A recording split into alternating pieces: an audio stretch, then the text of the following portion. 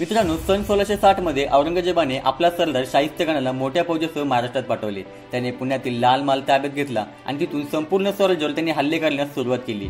3 वर्षे त्याने मराठ्यांची गावं लुटली, लोकांवर अत्याचार केले आणि स्वराज्याला कुंपवत करण्याचा प्रयत्न केला. छत्रपती शिवाजी महाराजांना हे सहन करणे अशक्य होते. त्यांनी एक धाडसी योजना आखली. 5 एप्रिल 1663च्या रात्री अंधारात अवघ्या 300 मावळ्यांसह महाराजांनी पुण्यात प्रवेश केला. मावळ्यांनी वेश बदलून लाल महालात घुसखोरी केली.